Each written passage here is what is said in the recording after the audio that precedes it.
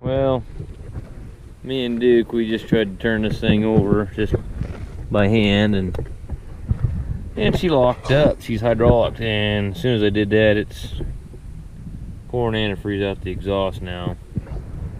So at the bare minimum, there's a head gasket problem. But from what I'm understanding, this guy was roading this thing down the road when it happened, and it just locked up on him. So I got a feeling I got a bent rod too.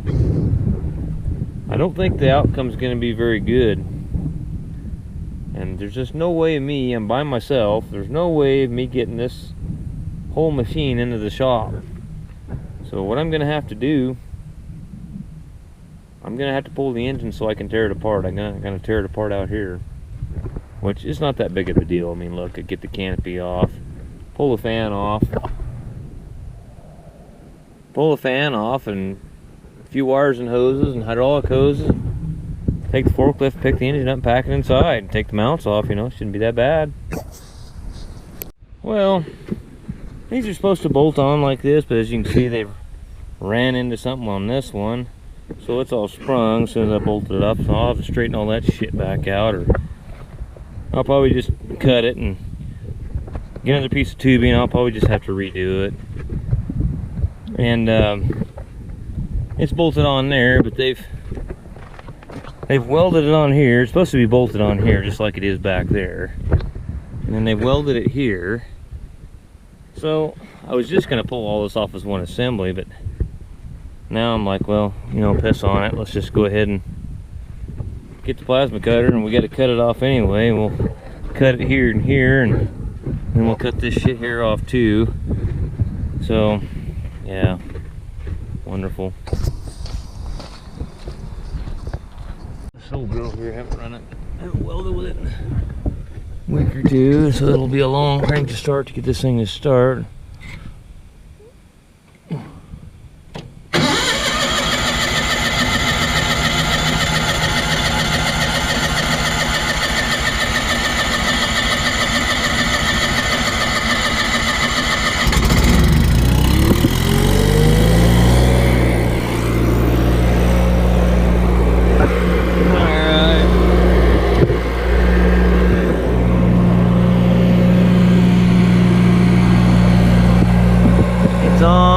Fire the air compressor up.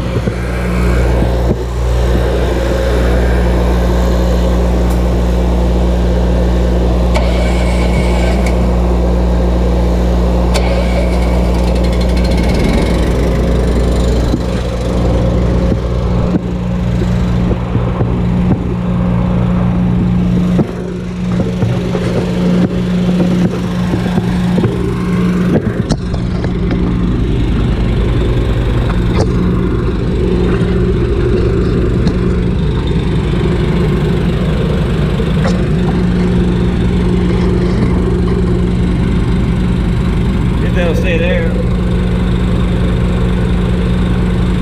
really need that ground wire. Gonna need that.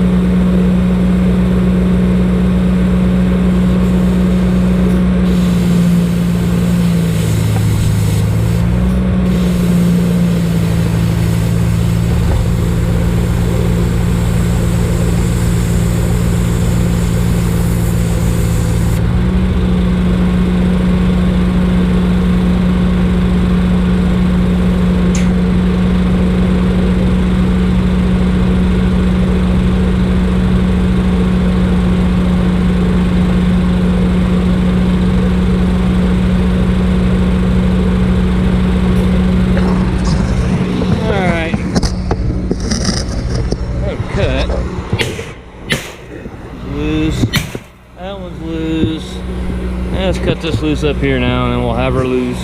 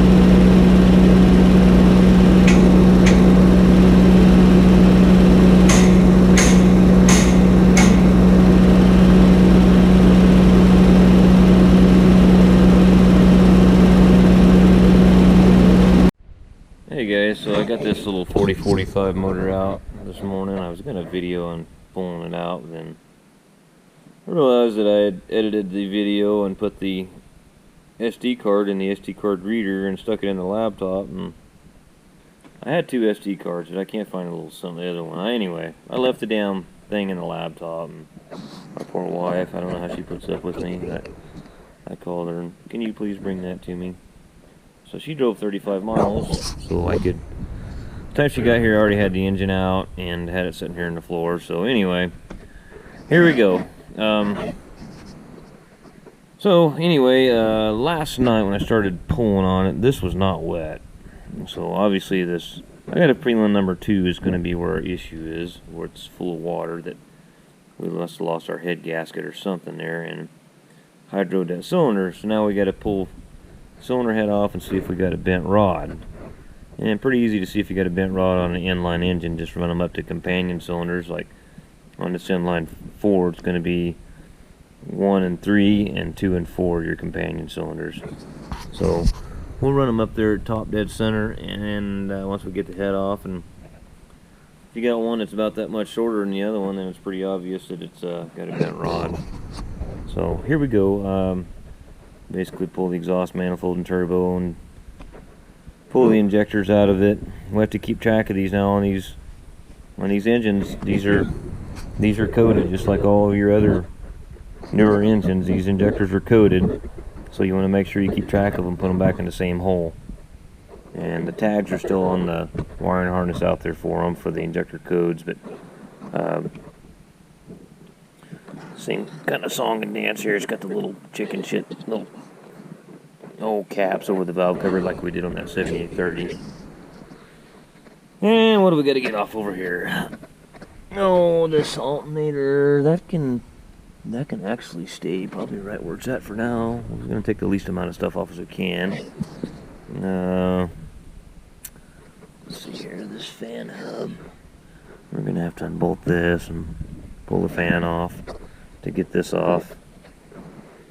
Pull the filter heads and all that bullshit off. Well, let me clear a spot off on the bench here to start laying stuff on it, and we'll tear it apart. Well, let's put the old camera on the hat trick. Alright, we'll take the feed line off the turbo.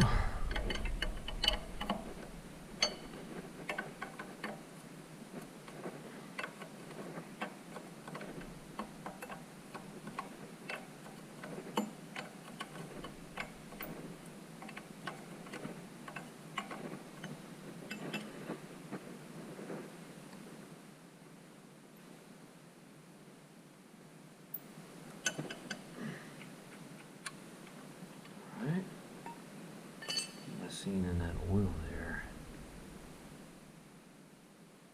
Yeah, that's not looking good. It looks like a little bit of glitter in it. That's not looking good.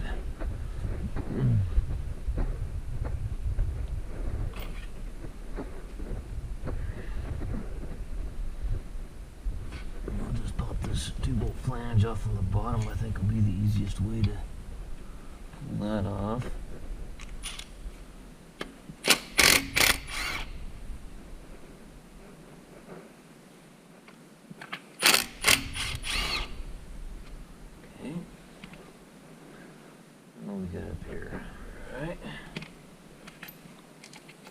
I sure am glad that summertime's finally here. Finally starting to get consistently nice weather. You know, why am I sitting here on my damn knees? Let me go get that pad that Otis Smith there gave me. Them damn things, God, those things are nice. I use them all the time.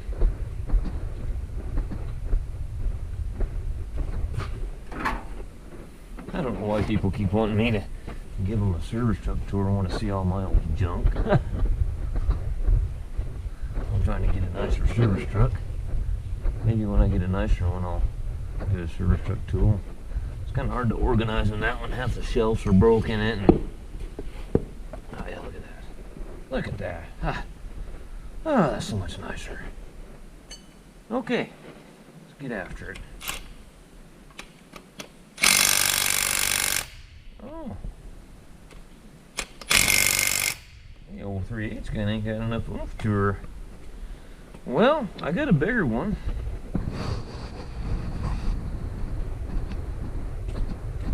My Duke. My buddy. Well, you sure like laying out in the sun for an albino dog. You don't get all sunburnt on me, buddy. Get the old pink belly. Don't get the old pink belly, partner.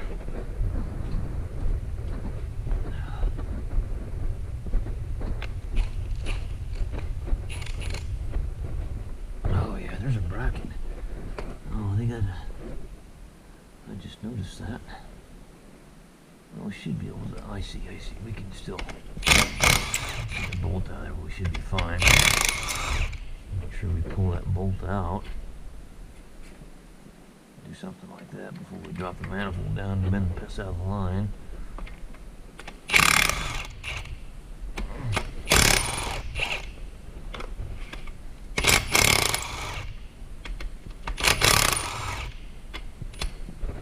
Okay.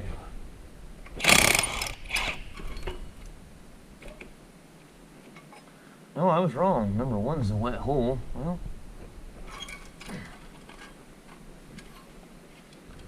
number 1's the wettest. Number 3's kind of wet too, a little bit. Ugh.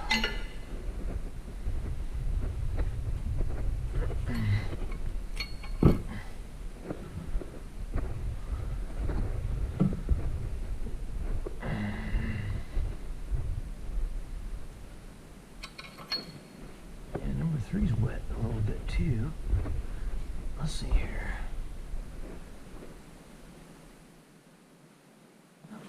That's definitely antifreeze, but I don't know if that one's antifreeze or not. Well, let's get our fuel lines off here and get our return lines unbolted and get the injectors out of it. Okay. All right. remember where the hell I pulled these out of. Right here. How long is that thing gonna sit there and drip fuel?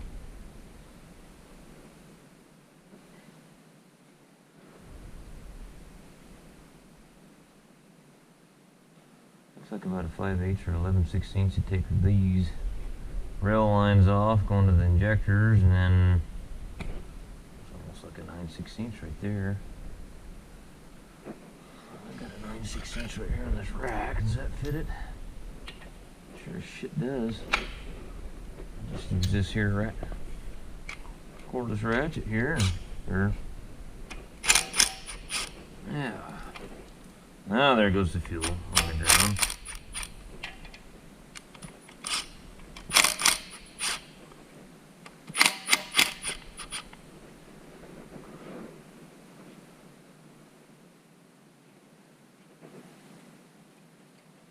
I'll have to take it loose down here where it tees in. Down here to the tees in, going back to the common rail pump and the relief valve on the rail.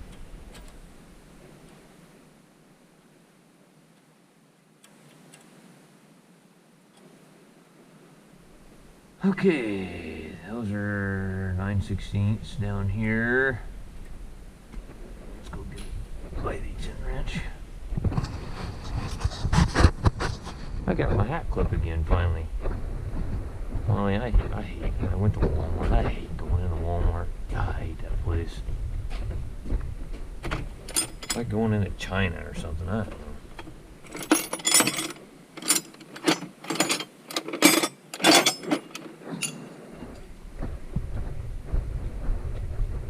Nice pretty day out there. Not many service calls, but it's this way every year. Every year, right after things get planted, all the service calls will slow down, and then all these guys will start.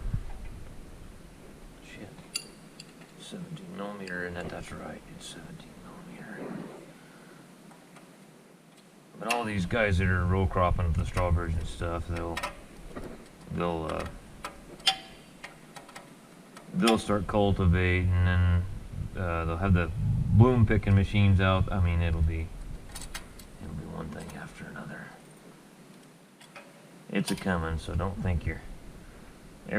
First couple of years when I went on my own, I thought, oh shit, man, it's slowing down. I'd get worried. Man, I'm running out of work. And you get used to what. You just get used to it just this way every year.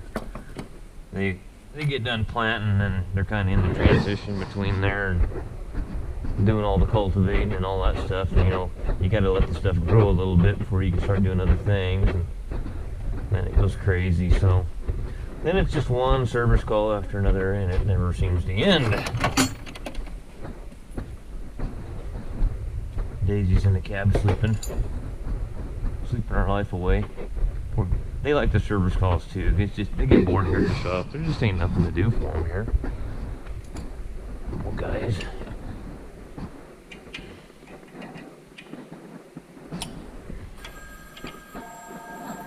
Okay, we got a phone call.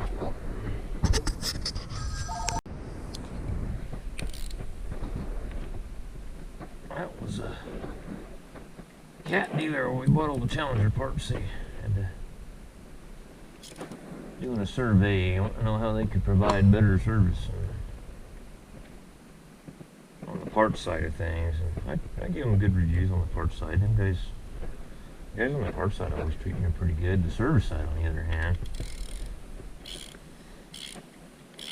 every time like I told you, every time I get an ECM program in there, I have to take it back. I can't stand it when they don't put the hours.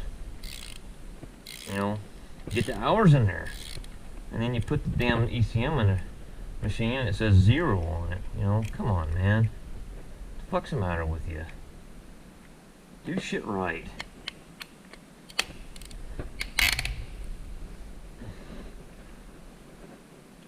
No, I didn't say a damn word about their service because you didn't ask me about that. But I told her the parts guys were, just fine. No problems there.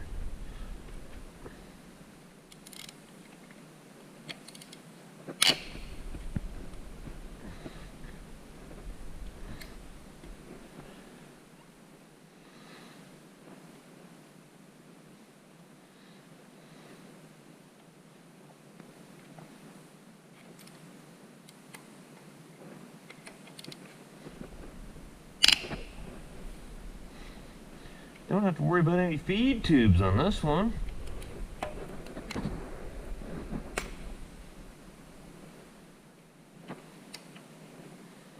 I wish they did the tractors like this.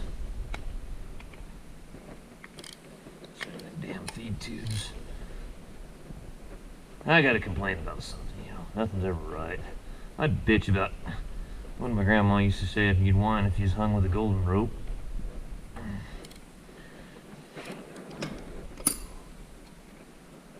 Okay. See how big of a pain in the ass these are going to be to get out of there.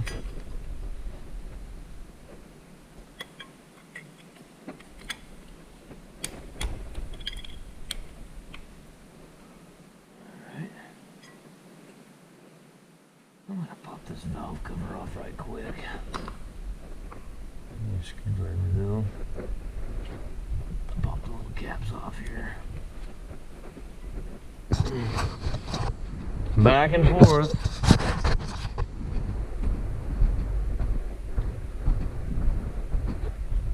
And all the tool cart's full of shit, so I can't put anything on now.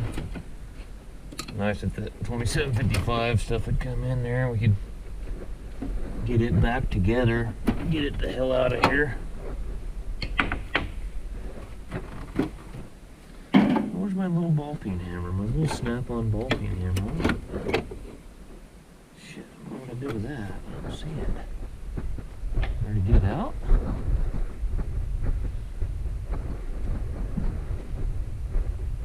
I don't remember getting it out. I might go outside where I pulled that engine and see if it's sitting out there. It's probably where it's at. Probably left it laying on the frame, or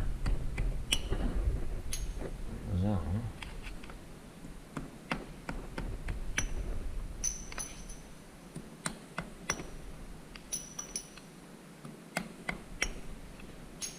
Now I got to blow these holes out. Oh yeah, they're packed full of fucking dirt.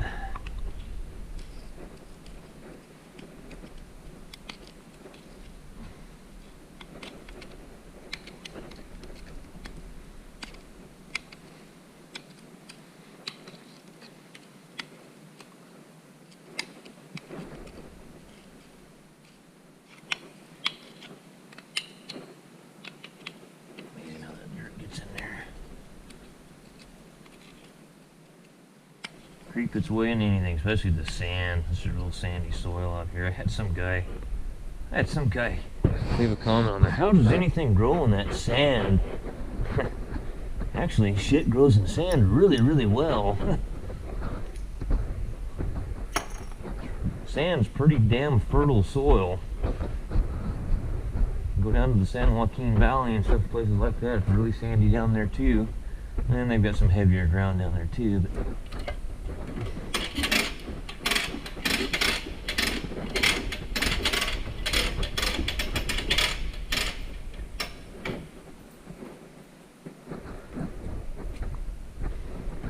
kind of amazing. A lot of guys think that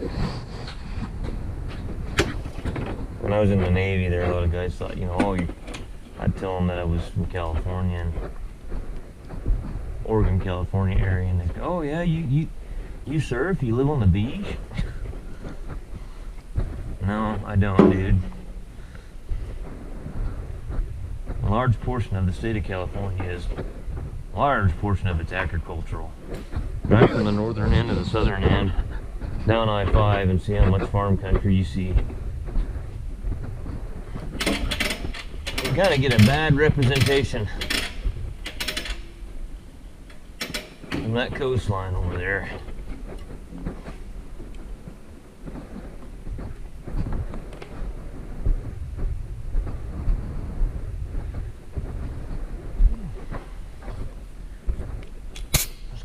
Guys would call me back. Let me know if the 9320 parts are in.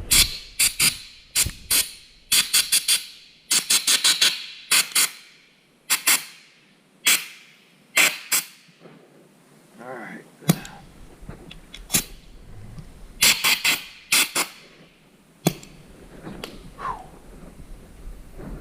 For some reason my little air valve on my compressor keeps screwing up on me and sticking open. You can hear it start bleeding. I need to get a new one.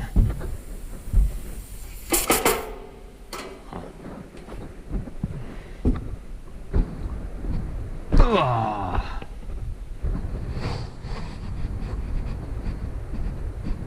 What do you think, Dookie? Huh, buddy?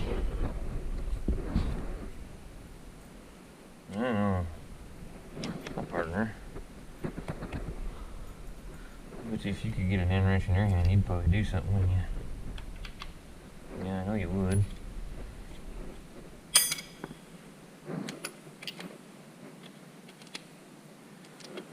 Okay.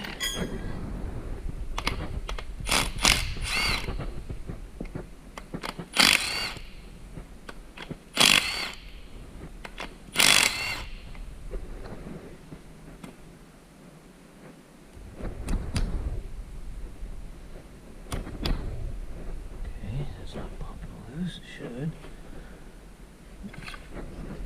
Let's see if we can get right up underneath here.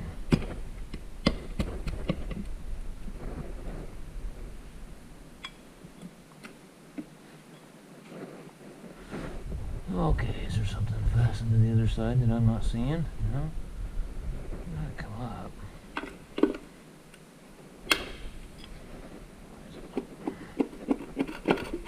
Oh, it's stuck down, isn't it?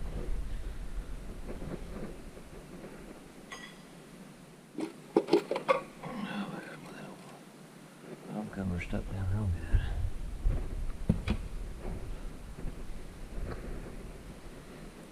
Okay, do we have any drop valves? I don't see any drop valves.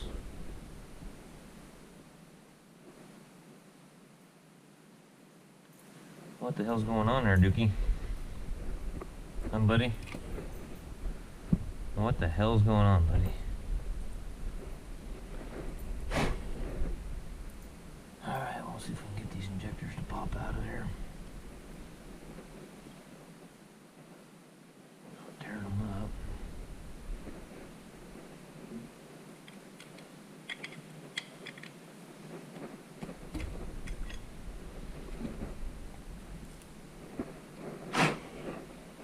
There's that one. We'll lay them in order as they come out.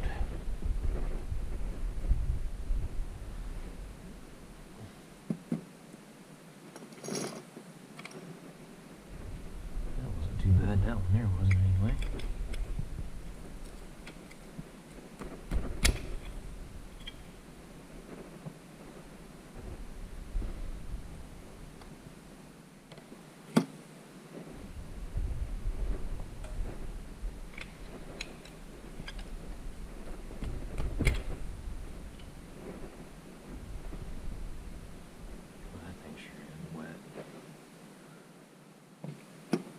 Let's see what number one looks like.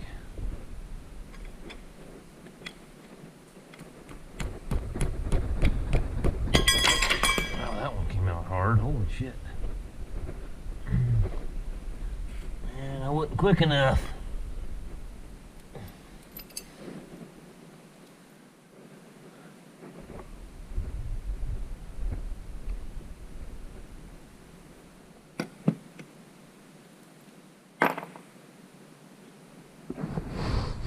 Now that we got the injectors out, I'm going to pull this fan off and then put a wrench on the crank and turn it over and see which hole spits all the water out of it. So there's the fan mode bolts. Oh, smaller than that.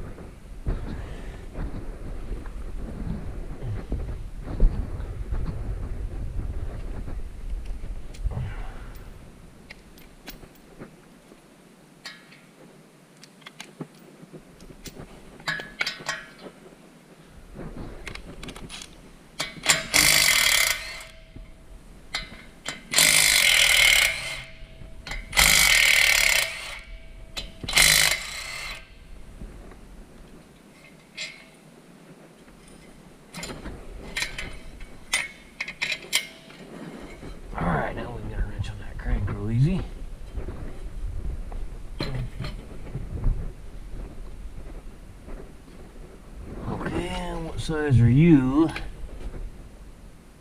like about 30 millimeter or something like that, or 1 3/16 inches.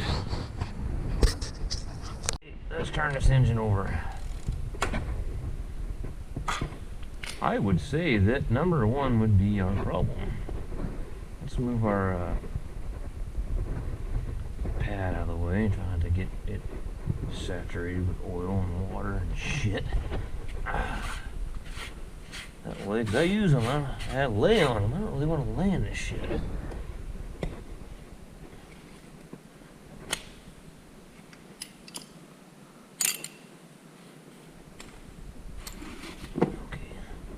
get all the tools out of the way because we're going to have water squirting out the hole. Oh.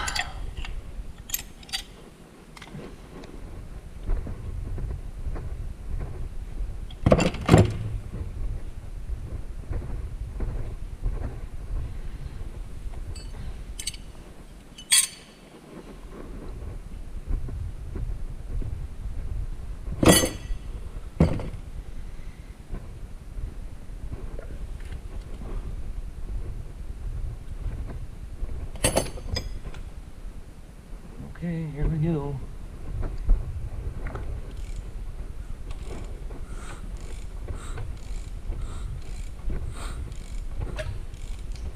Just at number one. I was getting water, so.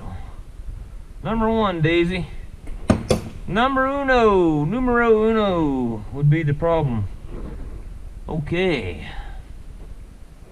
Alright, we gotta get that fuel line where it comes into there off. So I'll put some of this shit here.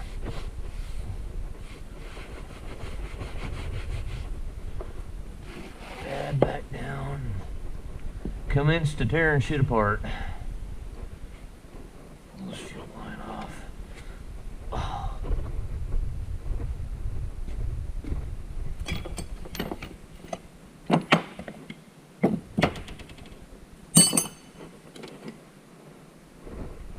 Oh, baby. What are you doing, sweetheart? Oh, Bill Knack there, one of the little viewers, a guy that's been become a pretty good friend of mine. He sent me a picture of looked like an ISX Cummins to me, just from the picture he sent me. But I guess a dealer had worked on it. One of the dealers had worked on it and changed the head gasket, but they didn't check the rod to see if it was bent. It looks like they fired it back up and it windowed the block. It had a big old hole in the block you could climb through. So when you get these head gasket problems, especially when they've done stuff like this and they've hydroed, you want to damn sure check them out and make sure that trying to see here. Let's pull the line off the lift pump here. But check, make sure you don't have any bent rods. I mean, even if there's just a little bit of a difference and you see it just a little bit, you better pull it and damn sure check everything on it.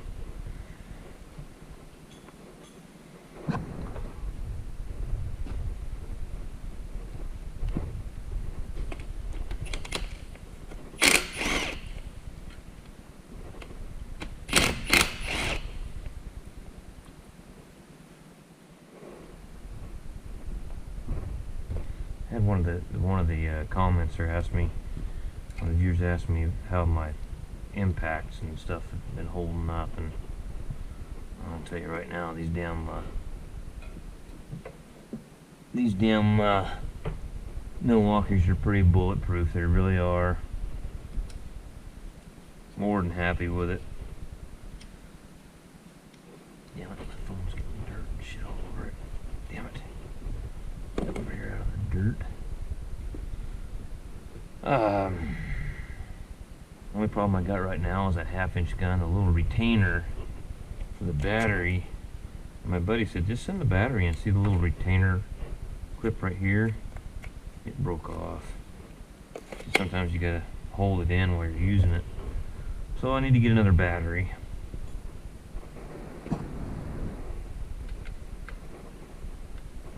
didn't want to do that.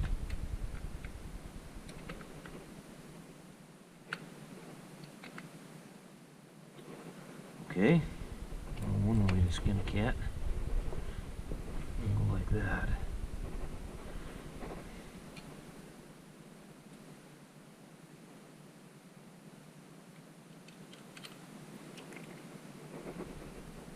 And then what do we got down here? We got a bolt down here. We got to pull this fuel filter off of here to get it off. Yeah. No, I can pull those two there and it'll come off. So we got the brackets on there though.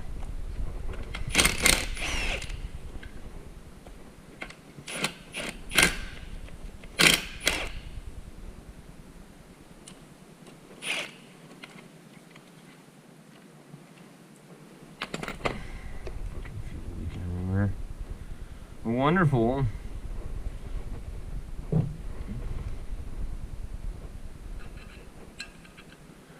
I think pull them brackets off of there. Get them on the bench. Get them out of the way because I got a feeling the head's gonna have to be going to the machine shop or get another cylinder head for it. We'll see if it's cracked or if it just got hot or they blew a head gasket or what the hell happened.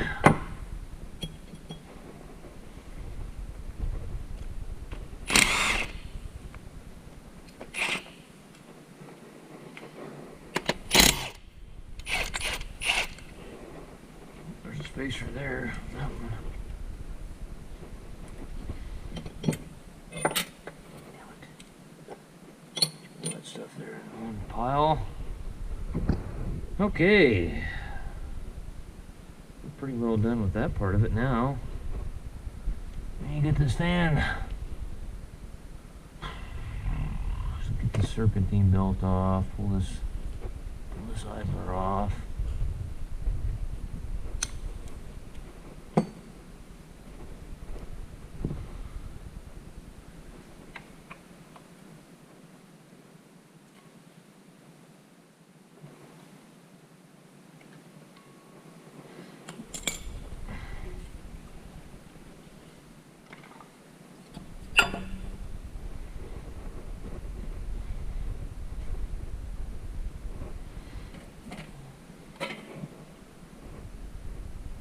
Okay. What gotta do here?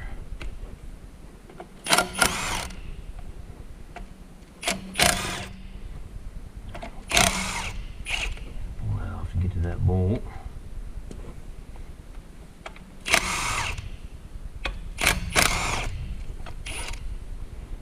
Easy money.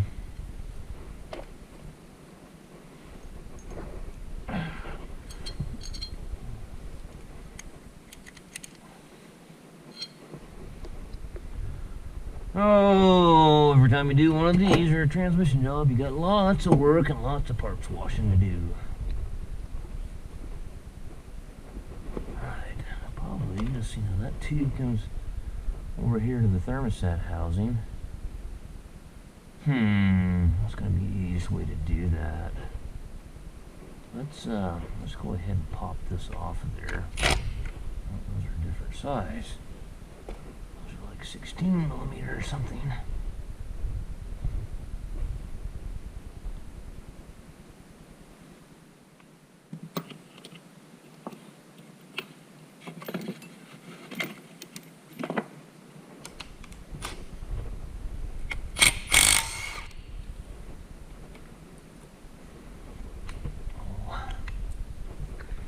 Let's pull rocker shafts and pull head bolts.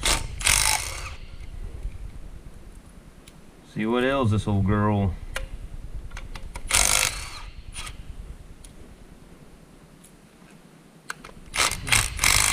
Not too bad of a motor to work on though.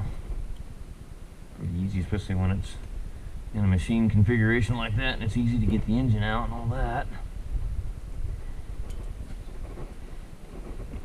Okay.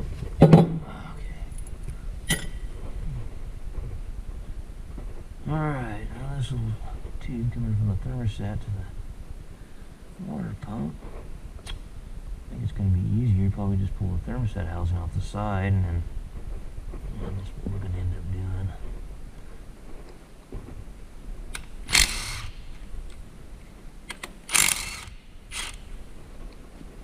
Okay. 2 bolts there, right? Okay. Should come loose.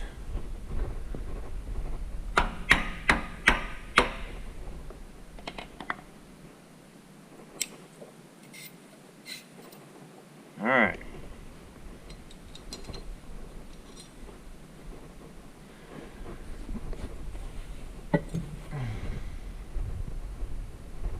Well, guys, we're ready to start pulling head bolts and lift the head off of it. Now, rocker shaft's off.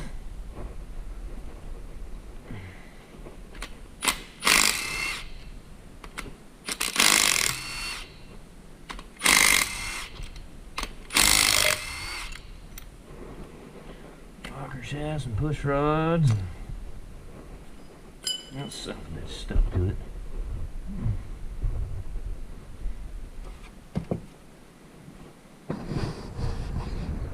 There, what's these push rods all look like? Make sure you're running bent push rods.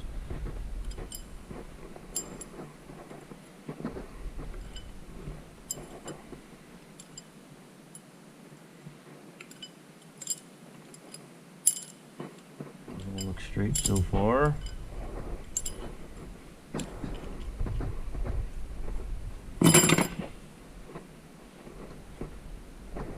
Alright, what do we got for head? Get my mat up off the floor now because we don't need it. We're going to be stand-up operation from here on out, I think. Unless we get in there and have a bent rod, we might be doing some stuff.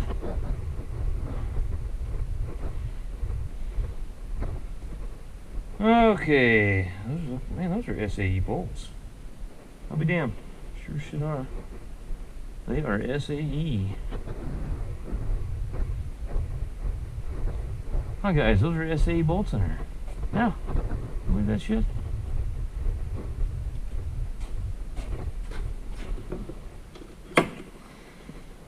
Huh. Huh. What a couple good dogs, you know what? Wish I was a little bit older in life and was close to retiring or retired.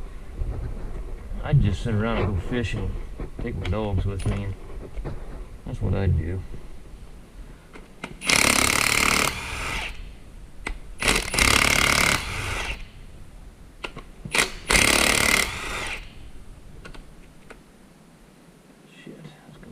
Socket in there.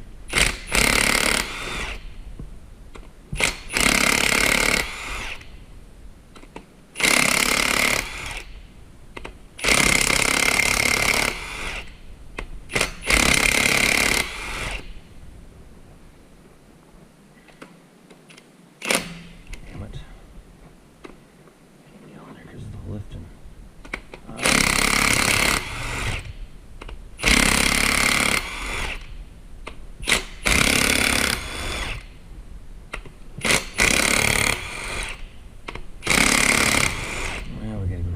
Socket. We can get them other ones out. Not enough wall thickness is too much for the impact socket to get down in there.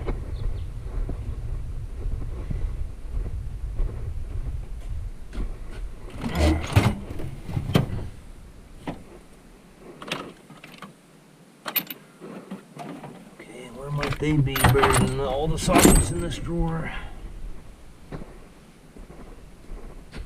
See here,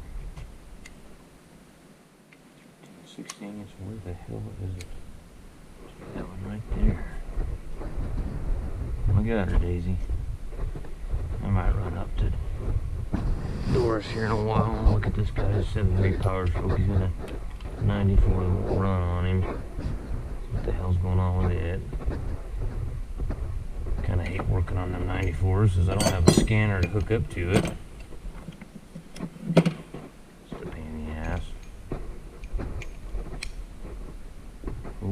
and shit, you know. I'd have to get let's get the ratchet and break them loose. A little easier on my gun.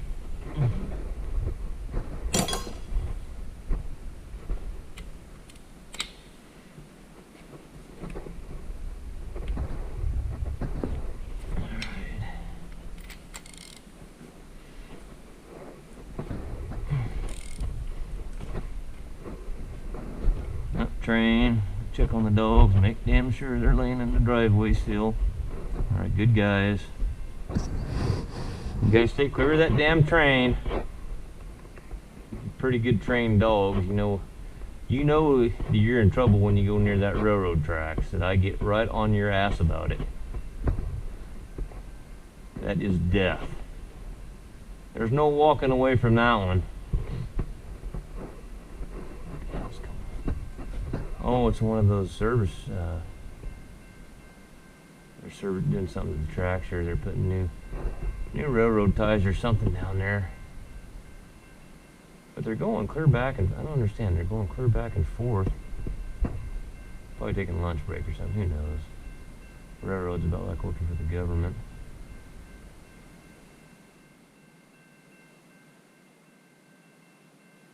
What the hell is that thing?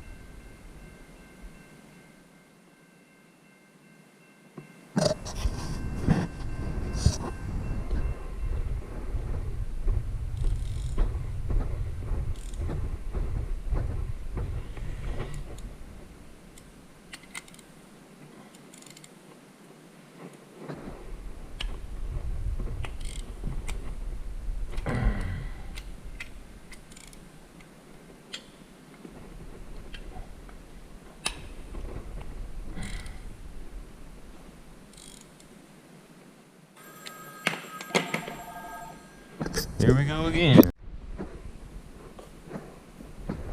Alright.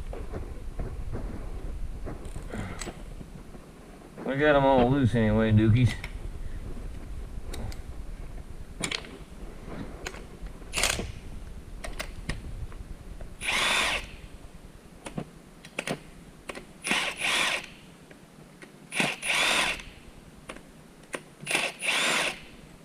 Alright, I believe we got them all loose. Oh no, you dumbass, you didn't that one. Alright, now we got them all loose. I'm sure they're torque-tail bolts.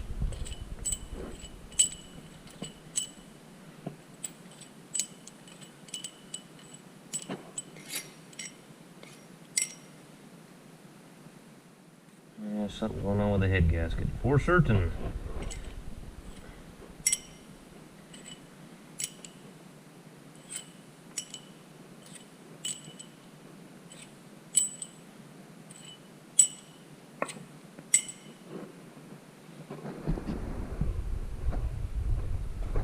Well, let's nail those there. I doubt we're going to reuse them. I'm almost certain they're going to be torque-tailed. You hardly see anything this day and age that isn't. That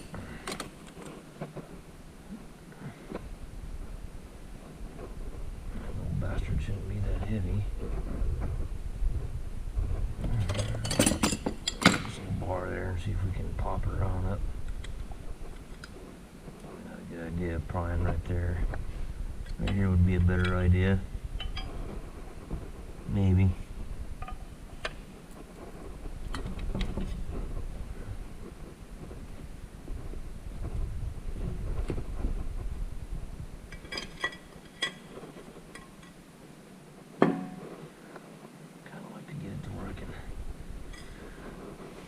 Really look at that and not disturb it too much.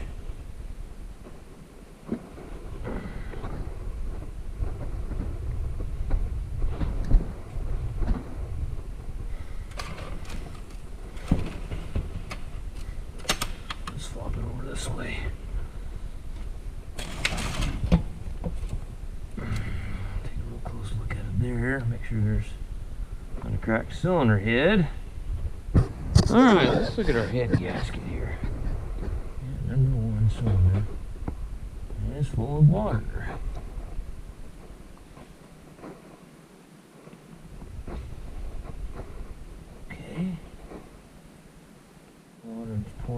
here. Something all gummy looking too.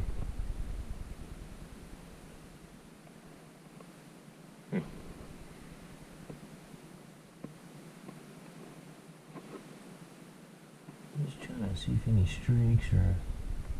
It looks like it might have been leaking around this right here. It was leaking right here.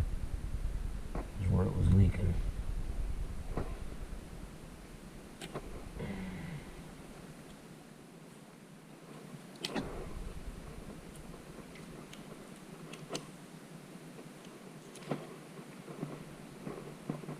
Yeah, it was leaking right here. You can see the streak. Well, that water hole right there.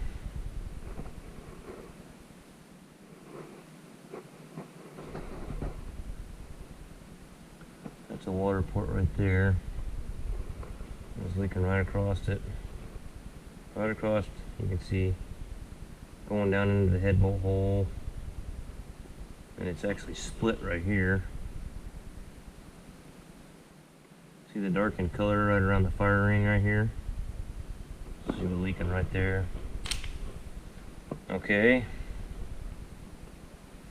Let's run this thing up to top dead center. And let's see if we got a bent connecting rod. Get some of the water off the piston there. That's where we're at.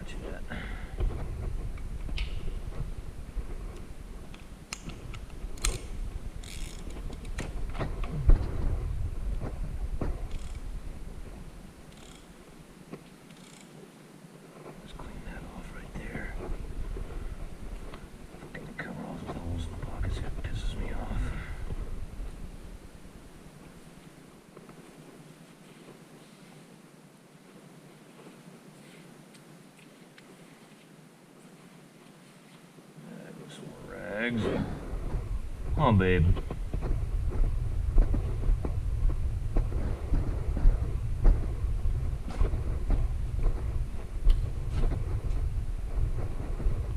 He's down there taking a piss or something.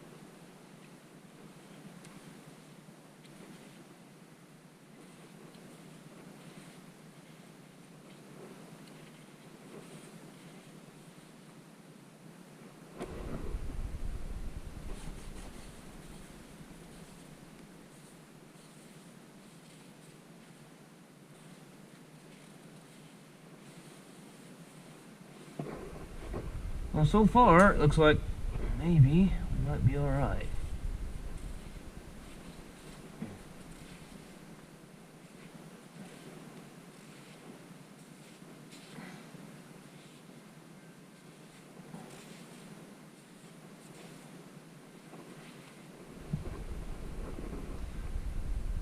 Okay. I don't see any difference.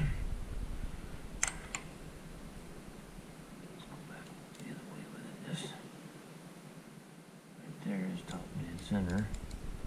Yeah, it's fine. It's not bent. It's the same height. So they got lucky. The guy, one story is the guy got on it after lunch and it was hydroed and it wouldn't start. So maybe he's telling the truth. And that head gasket was leaking down on top of the piston there. And once it started, it went, and that was about all she wrote. So it looks like we're just going to be doing a head gasket job on this little 40-45 motor. Must have got it hot at one time or another.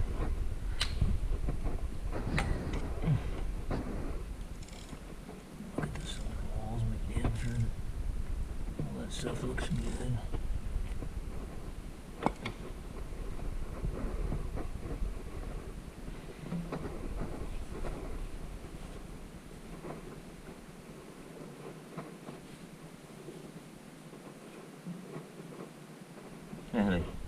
One of my buddy, I used to work with his dad there at the strawberry nursery.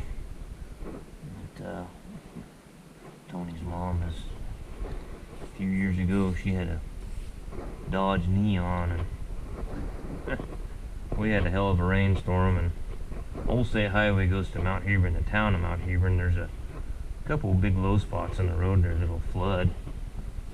And I don't know, she hit one of them holes that was flooded, and they had flood signs, and she should have just went the other way. Is what she should have done with that little car. You're just asking for it in that little car. Well, she got in the water so deep it sucked it up the intake, and they said, "Oh yeah, we got it running, but it knocks like a sumbitch." And I said, "Yeah, you probably got a bent rod. You probably sucked a bunch of water in the intake, bent a rod on that little piece of shit." And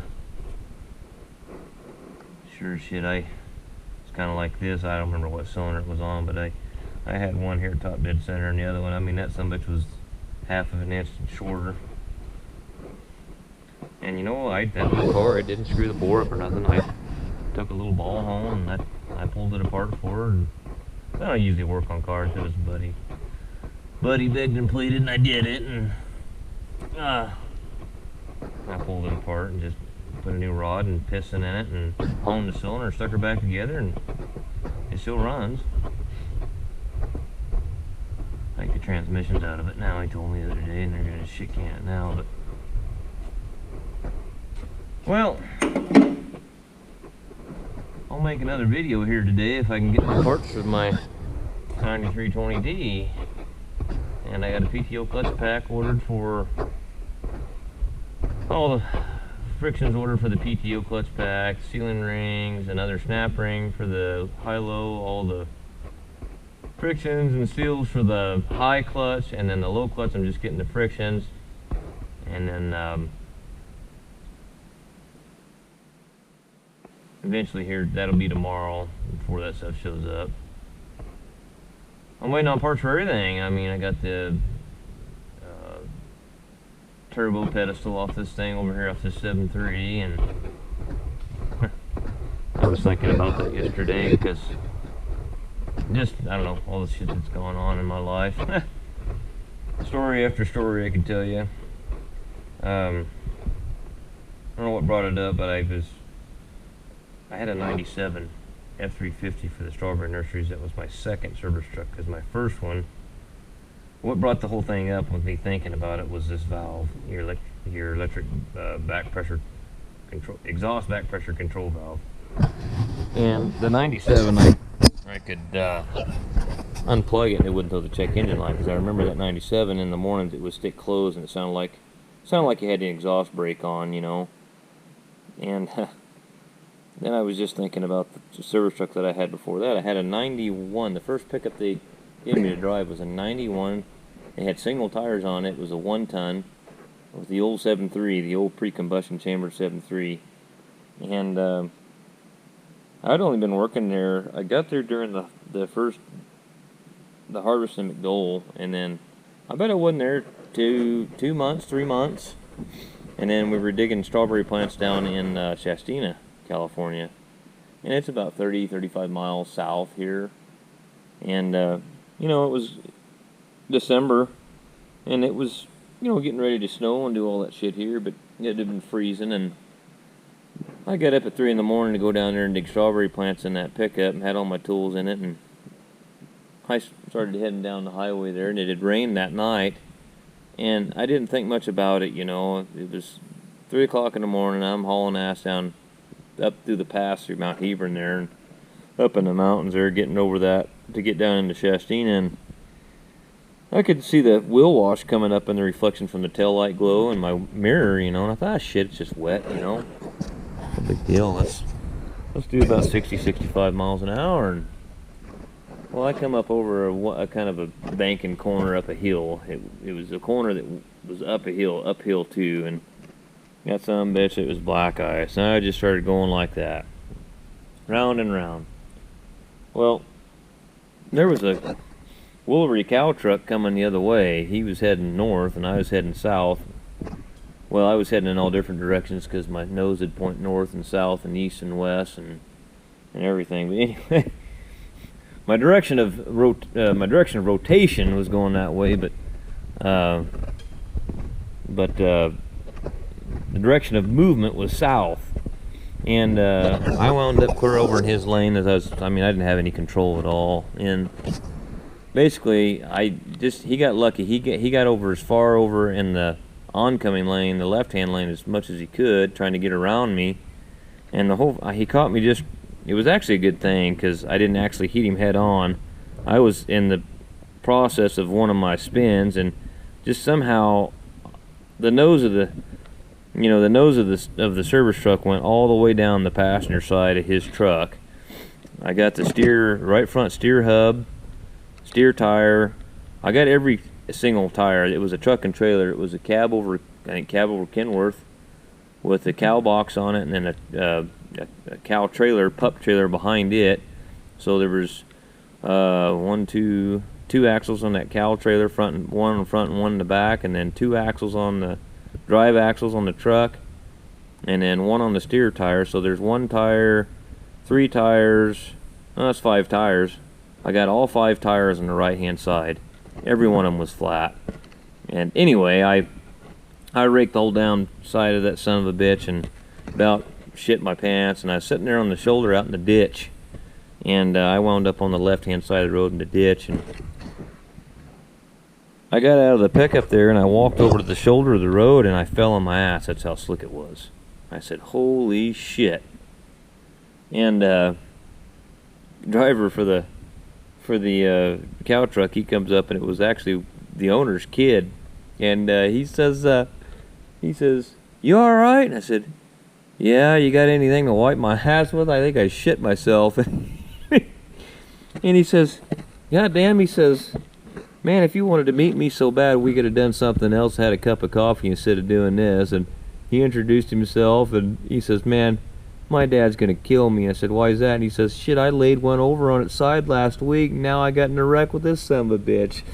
And yeah, we both got put on the hook and got hauled off, and they totaled that pickup, and I think they took the box off of it and put it on another one. But I don't know, I get to thinking about somehow I was working on that 7.3, brought up the old 7.3s that I used to drive around. But there's one of my stories of one of my wrecked adventures. But yeah, then I got the 97 after that. Oh, let me tell you another story. Okay, I'll keep on going with the story here, guys. So we got the 97. I wrecked that 91, and they said go down there to Redding and get this service truck. They had another guy that was working, and it was actually the guy I took his place. He had the 97, and I guess the motor had gone bad or something on it, and they took it down there, and Crown Motors put a Reman 7.3 Power Stroke engine in it. This is a Ford Reman. So the shop foreman, he gives me a ride down there. I go down there to get it because we were still digging a chassis. And I drive it all the way home that night, and that morning I got up early in the morning. I thought, you know, I better check the oil on this engine. It's a new engine, just check things out, make sure it's right. Well, I had ended up having 6 quarts of oil to get it up to the level, and I called the, shop foreman down in Redding, Tony, and he says, take it back, bring it back down here. We brought it back down to Redding and took it back to Crown Motors, and they said, oh yeah, your turbo's bad. Oh, that turbo's no good. So they swapped the turbo out, said come get it. Oh, a day or two later, and I went back down there again, drove it back up here, 6 quarts of oil one way, and then we drove it back to Redding again, 6 quarts of oil the other way, and says, it's still fucked up, something ain't right. And this thing was weird. It didn't smoke or hardly anything. I just couldn't believe it. And long story short, they ended up pulling that motor, that Ford Reman engine out of there, and they took it apart. And Ford, whoever I don't know if Ford does it. They probably hire some independent outfit, I'm sure, to do the engines, but they had bored that thing, I think, 30 over and put 10 over pistons in it. No, they bored it 40 over. 30 or 40 over anyway, and they put 10 over pistons in it. But yeah, so everybody says, oh yeah, you ought to buy these remanned engines. Okay, all right, been down that road before. I'm sorry guys, but yeah, maybe they're great and all this bullshit, but you know what, there's still a human putting it together, and that human is probably might make a mistake and have his head in his butt that day. I don't care if it's Ford or Remand or John Deere. The John Deere Remands, I wouldn't buy one of those. You couldn't give me one of those. I've seen so many of them John Deere Remand engines completely scatter at 100, 200 hours. Throw rods to the side of the block. I mean, yeah, I mean, I can tell you right now, stay the hell away from them. Well, alright guys, that concludes this video segment. Till next time, I'll get the parts ordered for this thing, and we'll see if we can go back together with it here shortly.